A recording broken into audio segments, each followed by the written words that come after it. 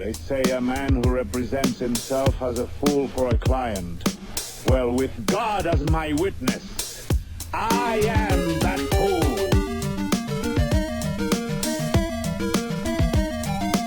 What's up, my wizards? It's Dev from SBMTG on the YouTube.com. Down there we like magic, and today I got a budget deck for you, and it's one of my favorite decks of the season so far, if not maybe my favorite. I've been getting in a lot of games with this thing, but it's not to say it's not without its flaws. Today we're going to talk about Mono Green Cryptolith Bestiary. That's a name. The namesake of the deck comes from the interaction between Lifecrafter's Bestiary and Cryptolith Rite. We're going to play all 4 Bestiaries in the deck and 3 copies of Cryptolith Rite.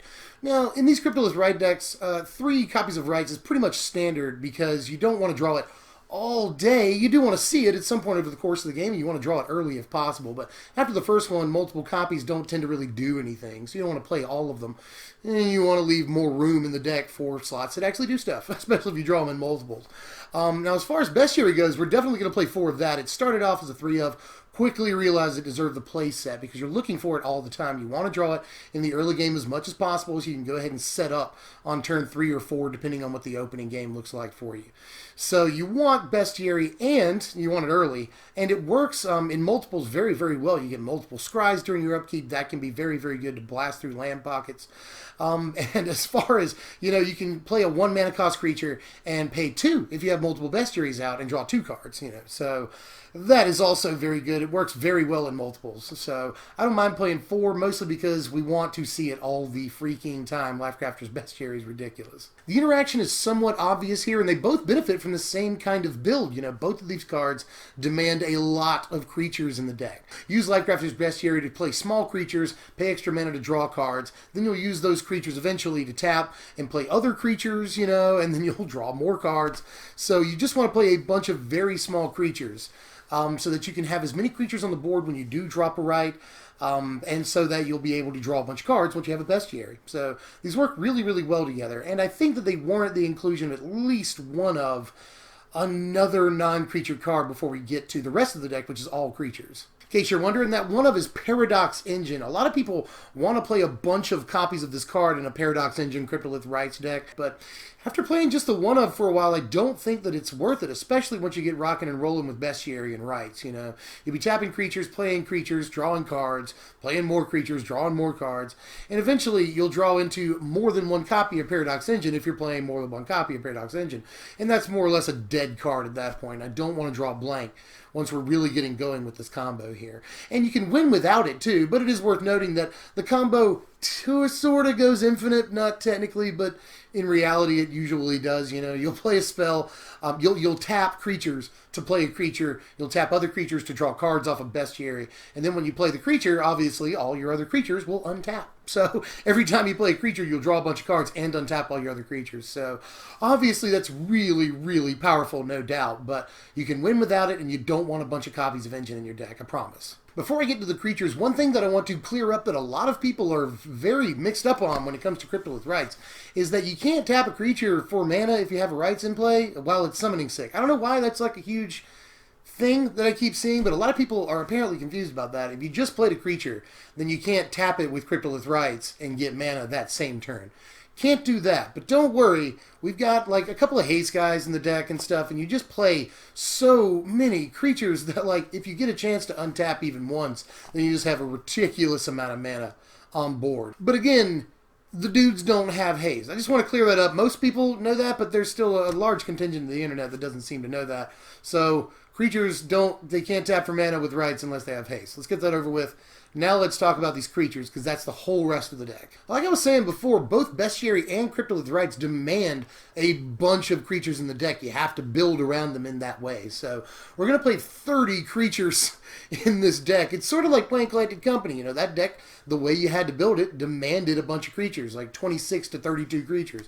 Sort of the same philosophy here. We have to play all these guys, and we want to play a bunch of dudes that have very, very low mana cost. So I'm playing a total of 23 1-drops in this deck, and some of our 2-drops are technically free sometimes. So let's go over these. First of all, absolute all-star dude in the deck gets a playset Greenbelt Rampager, the Kung Fu Elephant, because he's a green belt. Lots of little tricks available with this guy, and there's a couple of different floors on him that aren't that bad. Like, the absolute floor is 1 energy for 1 mana. That could be worse. It's not that bad. And the other floor is that he's a 3-mana 3/4, which is not so bad when you think about it. But in this deck with Lifecrafter's Bestiary, there's a lot of cool tricks with him. You know, if you don't have any energy, you can always play a Greenbelt Rampager, pay an extra mana, draw a card, pops back to your hand, play it again, pay an extra mana, draw another card. So he's just like a 2-mana draw card spell if you don't have energy out. That's pretty cool right there. There's a lot of really good like turn 3 and 4 plays we can set up with this guy. You know, we can always go turn 1 Rampager, pop him back at the energy. Turn 2 Rampager again, pop him back at the second energy, and then Narnam Renegade. Set up a 2/3 Death Touch on turn 2 and have the 2 energy needed to play Rampager for realsies next time. So that's cool. And then sometimes on turn 3, you'll play Rampager, pop him back to your hand, and then play Hidden Herbalists and just go off from there. So a lot of really good plays available with this guy, not to mention that he just draws you a bunch of cards. And if you have more than one Bestiary out and you play this, you know, pay 3 mana, draw 2 cards. That's just like really, really crazy in this deck to keep you going. So really deserves the 4-of spot here. Oh, and last, before I get done talking about Rampager, he survives Yahenni's Expertise, and there's not a whole lot of decks that are really playing Yahenni's Expertise. You'll see like 2 and 3-ofs in boards of control decks sometimes, but Yahenni's Expertise is not, at present at least, really a big force in the format. Maybe if more mid-range and aggro decks take over, if Saheeli combo either gets banned or falls by the wayside and the format gets a little bit slower, aggro moves in, Yahenni's Expertise will be better. But for now, and not that many people are playing it, but when we do see it, this survives it, which is very much worth pointing out. Greenbelt Rampager is such a good Revolt enabler that I want to play all the good Revolt cards, right? So we'll start with Narnam Renegade because he's a 1-drop. We need a bunch of those in this deck, and he's a really efficient 1-drop, especially when played alongside a Greenbelt Rampager on turn 2, you know, or really on any turn after that. You know what I mean? Like turn 3, sometimes you'll Greenbelt Rampager into Hidden Herbalist into a Narnam Renegade, so that's also a pretty good turn right there. But a lot to love about this guy. Again, we want really small creatures in this deck, and this can end up just being even just a 1/2 Death Touch is fine. Clog up the board early against some decks, you know, get deeper into the game like we want to, keep them from attacking. But we're looking to basically compile a list of the best green 1-drops in Standard right now, and this is probably at the top of that list, so other than like Rampager, they go really, really well together.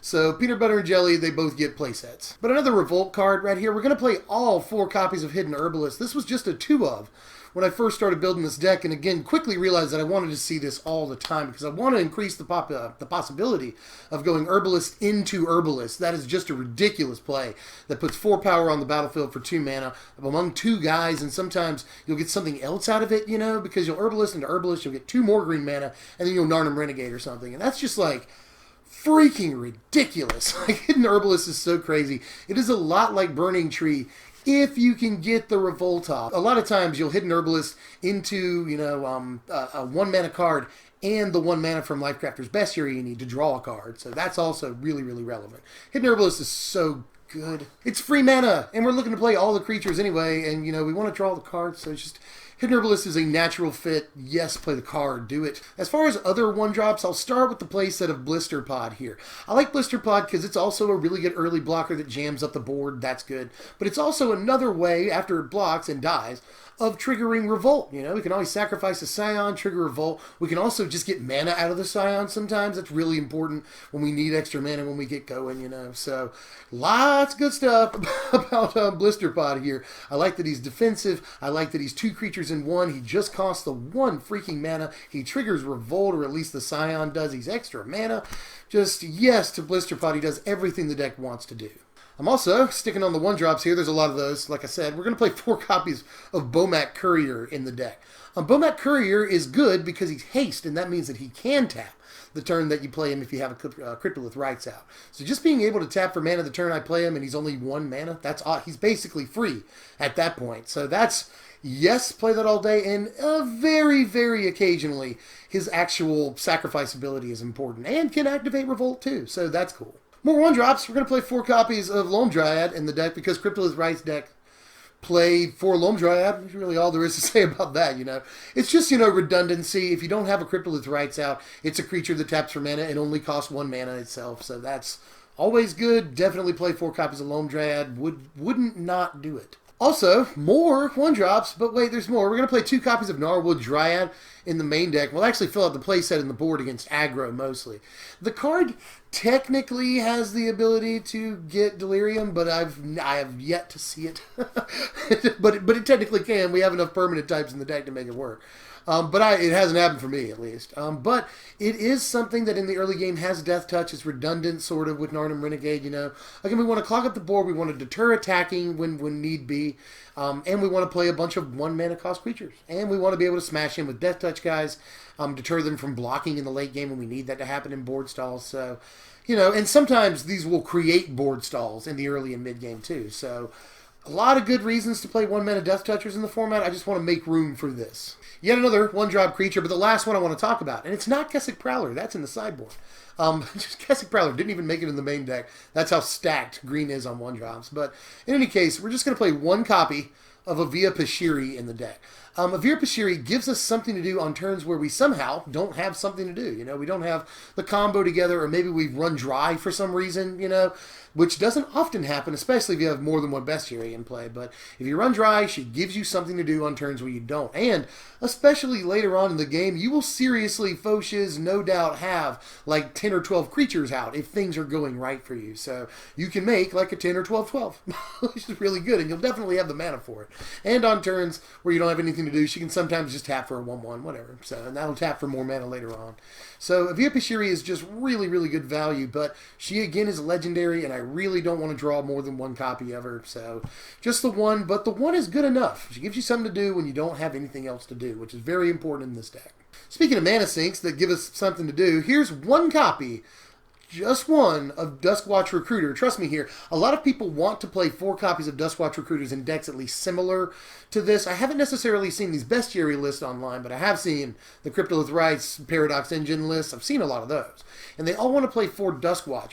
And I'm just not sure that's the right way to go, especially in this deck where I want to be as low to the ground as possible. I'm really uncomfortable playing 2-drops, to be honest with you.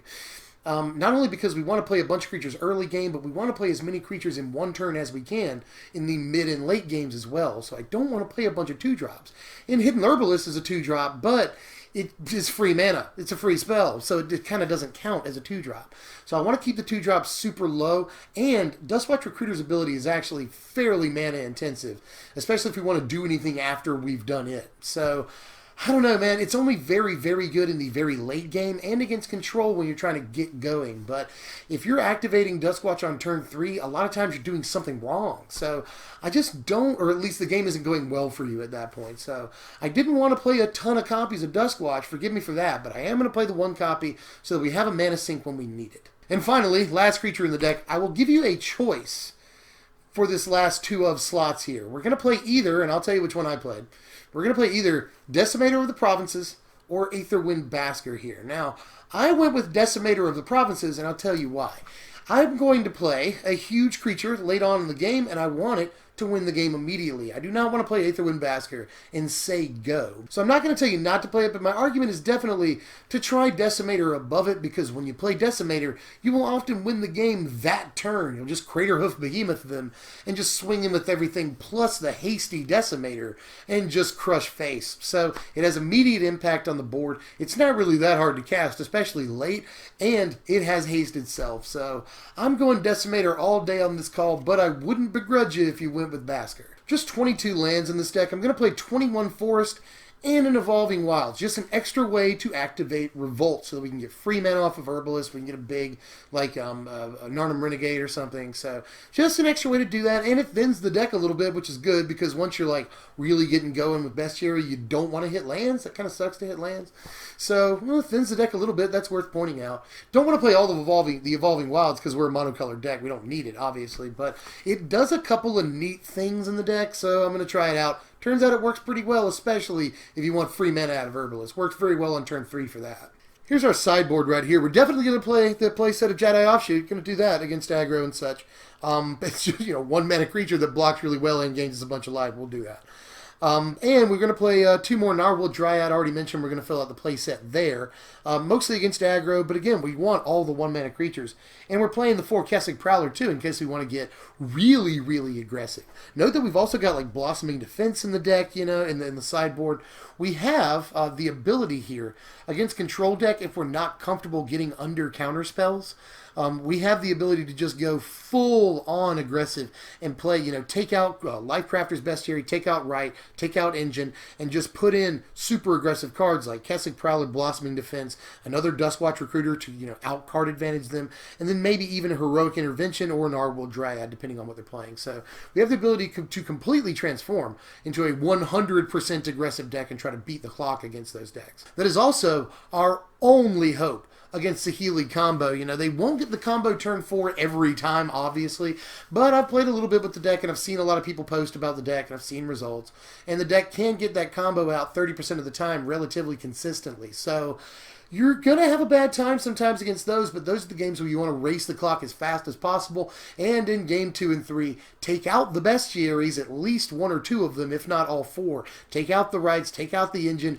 and just focus on getting in as fast as possible and going under that combo. Now, I've been messing around with this deck so much that I don't want to move to the power rankings just yet. I want to talk about some possibilities for the deck, some upgrades, if you will. And the first one is definitely Walking Ballista. I know this card just had a huge spike in price. Green-Black Counters is a huge deck right now, and this is a critical piece in that deck. Who told you about Walking Ballista in the Sleepers video? I think it was a YouTuber that you're watching.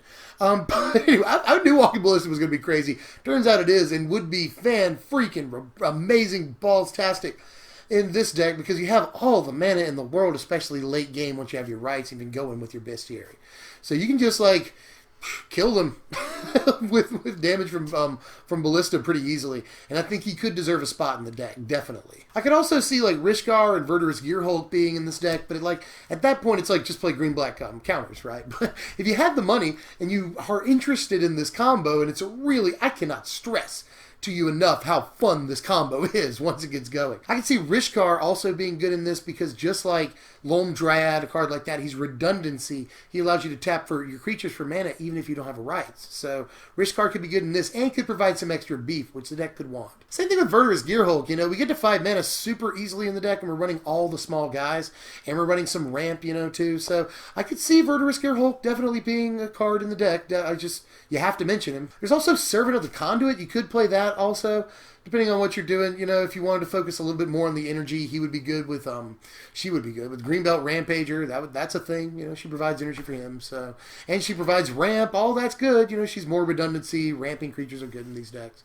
So I could see that. I just elected not to do so. And so far, I haven't needed her again. I really didn't want to play 2-drops, but I definitely see the case for her. There's also, I've got a few of these. There's also Ornithopter. I was playing him to begin with, and there are some good things about Ornithopter, actually, especially with Paradox Engine. Again, we're only playing the 1 copy, but if you play Paradox Engine on turn 5, or even earlier if you've got a Rites out before that, then you can Ornithopter and go ahead and untap everything for free. You don't have to play, you don't have to pay any more mana for another spell to untap everything on the same turn you play Engine.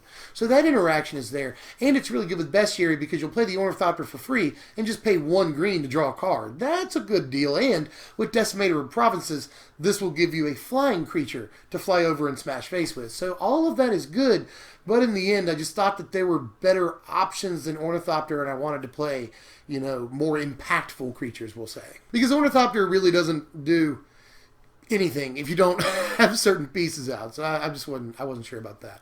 And the last thing I want to talk about before I get into talking about the power rankings, this video is probably going long, but I really, really like this deck. Even though it sucks against the Healy combo, I like this deck. But at least I admit that. But anyway, I want to talk about adding a color, especially against the Healy combo, because if you added red, then you would get Shock. And Shock works very, very well against the Healy combo, obviously. So Shock would at least provide a main deck or even sideboard out against that combo, which I think would be important, and it's only the 1 mana. We want to run as many of those as possible. Red would also give us a couple of more interesting pieces. We get like Village Messenger. That's another haste 1-drop, which would be pretty good. And it also gives us access to Spontaneous Artist, which, especially if we were playing Servant of the Conduit and we are playing Greenbelt Rampager, would be really good to give all of our guys haste. You know, that's or at least some of our guys haste. that seems good right there. You know, tapping for mana the turn they come out, or maybe swing if we get the energy up. So that seems good too. We could also add blue to the deck possibly, because blue we get Rogue Refiner. And that seems good, you know, it's a 3-drop, which I'm really not even sure about playing 3-drops at all. But it does draw us a card, and we can draw more cards when we have a Bestiary out, so that's good. It's a little bit of extra beef, so that's good too. But the main attraction for playing blue would be counter spells like Dispel, which costs very, very little and counters counter spells. So it allows us to get Bestiary in under things, especially on the draw. That's very important.